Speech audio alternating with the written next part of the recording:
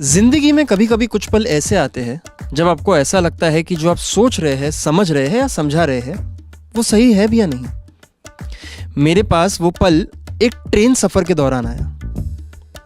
अगर आपकी जिंदगी में कभी ऐसा हो कि आपके इल्म का गुरूर आपके सर पर चढ़कर बैठा हो तो एक बार हजरत निजामुद्दीन रेलवे स्टेशन से बंबई का सफर ट्रेन में तय कर लेना। पुल के ऊपर से गिरता हुआ मेरा सामान जो है स्टेशन पर जा पहुंचा। लोग मुझे ऐसे घूरने लगे मानो सामान ना गिरा हो, मुल्क की जीडीपी गिर गई हो। मैंने जैसे तैसे अपना सामान संवारा और ट्रेन में अपना डिब्बा देख करके चढ़ गया। अपनी सीट की तरफ जाते हुए मुझे वाह वाह वाह वाह की आवाज़ आने लगी। मैंने कहा चलो शुक्र है, महफिल जमाने वाले मुसाफिर साथ मिले हैं। दिल्ली के एक प्राइवेट कॉलेज में अदब यानी लिटरेचर का प्रोफेसर होने के नाते सुखन या शेरो शायरी मेरे लिए सांस लेने जितना ज़रूरी था। मैं जब अपनी सीट के पास पहुंचा तो मैंने देखा कि एक 50-55 साल के चचा कुछ शेर सुना रहे थे और आसपास 3 नौजवान जो 30-35 के मालूम होते थे उनके हर शेर पर वाह वाह कर रहे थे। मैं पहुंचा तो चचा ने मेरा इस्तकबाल किया और मेरी ही सीट पर मेरे लिए थोड़ी सी जगह बनवाई। मैंने सोचा शुक्रिया कह दूं, पर किस बात के लिए। खैर, मैं बैठा तो चचा ने अपने मुंह में रखा पान सरकाया और मिसरा उठाया। अर्ज है, दिल, दुनिया और दौलत को एक पल में खोना होता है। मैं बहर समझने की कोशिश कर ही रहा था कि उन्होंने पूरा शेर फेंक कर मारा। दिल, दुनिया और दौलत को एक पल में खोना होता है, महल में उठने वाले को भी कब्र में सोना होता है। सारे चेले ऐसे वाहवाही करने लगे मानो चाचा ने शेर ना सुनाया हो, जिंदगी जीने का कोई मंत्र सुना दिया हो। और मैं ये बात समझ गया कि स्टेशन पर सामान के साथ साथ मैं अपनी तकदीर भी गिरा आया था, जिसे उठाना मैं भूल गया। शेर कहते ही चचा ने एक पान की पिचकारी जो है खिड़की के बाहर छोड़ी।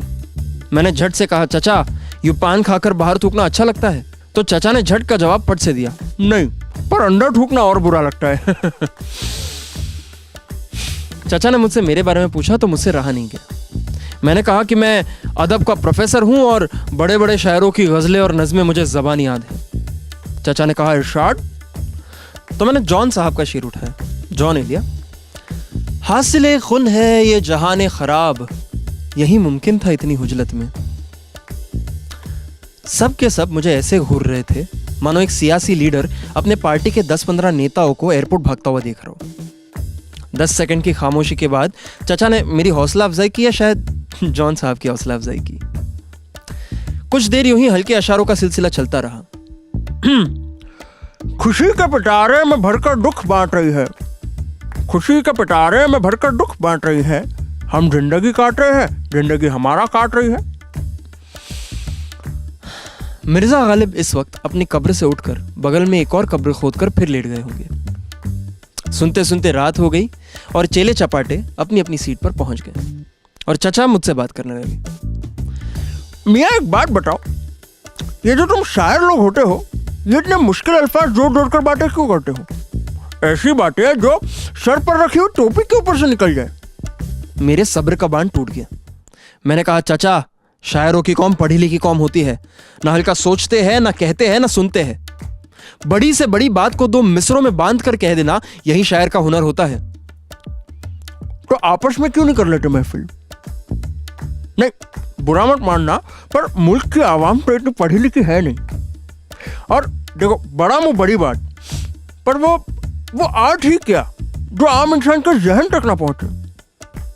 नहीं, देखो, ये जो आर्टिस्ट होता है ना मियाँ, इन पर एक जिम्मा होता है वक्त बदलने का। अब मसला ये हो गया है कि वक्त बताने वाली घड़ी स्मार्ट हो गई है और वक्त बदलने वाले लोग बेवकूफ। नहीं, वक्त बदलने के लिए वक्त के साथ थोड़ी दूर तक चलना पड़ता है। नहीं, आप यकीनन बड़ी बड़ी महफिलों में अपना अच्छा कलाम जरूर पढ़े, मगर एक तमिल बोलने वाले इंसान को केम छो मजा में बोलोगे तो उसे खाक समझेगा। वैसे तो चचा की हर बात मैं गुजरते हुए स्टेशनों के साथ छोड़ रहा था, पर यह बात मेरे जहन के कोने में जाकर अटक गई। सुबह जब बंबई पहुंचे तो मैंने अपना सामान उठाया, चाचा को देखा, मुस्कुराया और उतरने लगा। उतरते वक्त मेरा सामान फिर स्टेशन पर गिर पड़ा। तो पीछे से आवाज आई, अरे मियाँ संभल के, कोई बात नहीं, उठा लो, ये तो सामान ही है, लोग तो गिरी हुई तकदीर भी उठा लेते हैं। यकीन मानिए उस वक्त मेरे गुरूर के गुब्बारे में इतने छेद हो गए थे कि फूंक मारो तो गजलों के नाम पर बस हवा निकल रही थी। शुक्रिया।